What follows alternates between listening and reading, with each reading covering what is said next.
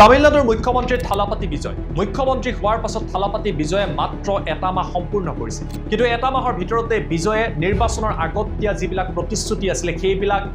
এটাকৈ পূৰণ কৰিছে নিৰ্বাচনী প্ৰচাৰৰ সময়ত বিজয় আৰু টিভিকেৰ তৰফৰ পৰা কোৱা হৈছিল যদি তেওঁলোকৰ চৰকাৰ হয় বিজয় যদি মুখ্যমন্ত্ৰী হয় তামিলনাডুৰ জনতাৰ বাবে বিশেষ আঁচনি লৈ আহিব যি আঁচনিৰ জৰিয়তে চৰকাৰী হাস্পতালত জন্মগ্ৰহণ কৰা প্ৰতিটো শিশুৰ পৰিয়ালক 1 গ্ৰামকৈ সোণ দিয়া হ'ব এই কথা যেতিয়া নিৰ্বাচনৰ সময়ত কোৱা হৈছিল বহুতো ৰাজনৈতিক দলে সমালোচনা কৰি কৈছিল যে বিজয়ে এই কাম কৰিব নোৱাৰে কিন্তু বিজয়ৰ তৰফৰ পৰা 22 জুনৰ দিনা নিজৰ জন্মদিনৰ দিনা এই কথা ঘোষণা কৰা হ'ল অতি শীঘ্ৰেই তামিলনাডুৰ জনতাই এই আঁচনিৰ অধীনত 1 গ্ৰামকৈ সোণ লাভ কৰিব কেৱল হিমানেই নহয় তামিলনাডুৰ জনতাৰ বাবে নতুনকৈ যথেষ্ট আঁচনি গ্ৰহণ কৰিছে য'ত সাধাৰণ লোকৰ দৰে বিজয়ে চৰকাৰী বাছত উঠি ভ্ৰমণ কৰিছে এইদৰে এতিয়া প্ৰতিশ্ৰুতি পূৰণৰ জৰিয়তে তামিলনাডুৰ ৰাজনীতিৰ নতুন চৰ্চিত ব্যক্তি হৈ পৰিছে থালাপাতি বিজয়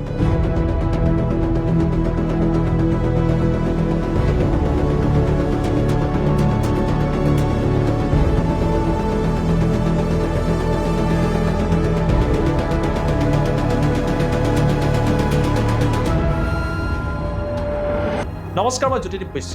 মুখ্যমন্ত্ৰী হোৱাৰ পাছত থালাপাতি বিজয়ে এটাকৈ নিৰ্বাচনী প্ৰতিশ্ৰুতি পূৰণ কৰিছে এবাৰ বিজয়ৰ তৰফৰ পৰা কোৱা হ'ল যে তামিলনাডুৰ চৰকাৰী হাস্পতালত জন্ম লাভ কৰা প্ৰতিটো শিশুৰ পৰিয়ালক 1 গ্ৰামকৈ সোণ দিয়া হ'ব এই আঁচনিৰ কথা টিভিকেৰ তৰফৰ পৰা নিৰ্বাচনী প্ৰচাৰৰ সময়ত কোৱা হৈছিল আৰু সেই আঁচনি এটা মাহৰ ভিতৰতে সম্পূৰ্ণ কৰিবলৈ গৈ আছে বিজয় এই আঁচনিখনৰ নাম আছিল থাইমামান গোল্ড ৰিং এই থাইমামান গোল্ড ৰিং আঁচনিৰ জৰিয়তে এই পদক্ষেপ গ্ৰহণ কৰিছে তামিলনাডুৰ বিজয় চৰকাৰে 22 জুন যিটো দিনত তামিলনাডুৰ মুখ্যমন্ত্ৰীগৰাকীৰ জন্মদিন আছিল সেই জন্মদিনতে এই কথা ঘোষণা কৰা হয় আৰু এই আঁচনিৰ বাবে 755 কোটি টকা তামিলনাডু চৰকাৰে খৰচ কৰিব ছেপ্টেম্বৰৰ 15 তাৰিখৰ পৰা এই আঁচনি সকলোৱে লাভ কৰিব আৰু 22 জুনৰ পৰা যিসকল শিশুৰ চৰকাৰী হাস্পতালত জন্ম হৈছে এই শিশুৰ পৰিয়ালে এই আঁচনিৰ অধীনত 1 গ্ৰামকৈ সোণ লাভ কৰিব ইয়াৰ লগে লগে তামিলনাডুৰ জনতাৰ মাজত ব্যাপক উৎসাহ পৰিলক্ষিত হৈছে তামিলনাডুৰ জনতাই ক'ব বিচাৰিছে যে বিজয়ে যিবিলাক কথা নিৰ্বাচনৰ আগত কৈছিলে নিৰ্বাচনৰ পাছত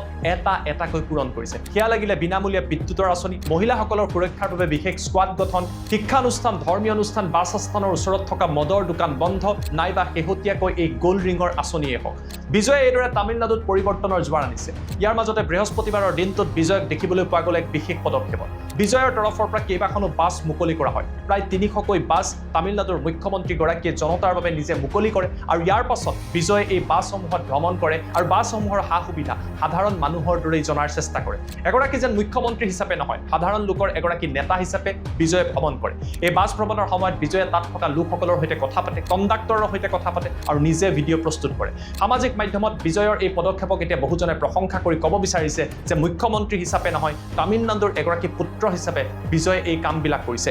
বিজয়ৰ তৰফৰ পৰা আৰম্ভ কৰা এই বাছসমূহৰ আঁচনিৰ বাবে 127 কোটি টকা তামিলনাডু চৰকাৰে ব্যয় কৰিছে এইদৰে তামিলনাডুত এক প্ৰকাৰৰ এৰাব নোৱাৰা নাম হৈ পৰিছে থালাপাতি বিজয় যিগৰাকী থালাপাতি বিজয়ক মানুহে পৰিৱৰ্তনৰ এটা চিম্বল হিচাপে চিনেমাত দেখিছিলে চিনেমাৰ পৰা আনি অভিনেতাৰ পৰা আনি তেখেতক ৰাজনেতা বনালে সেইগৰাকী বিজয়ে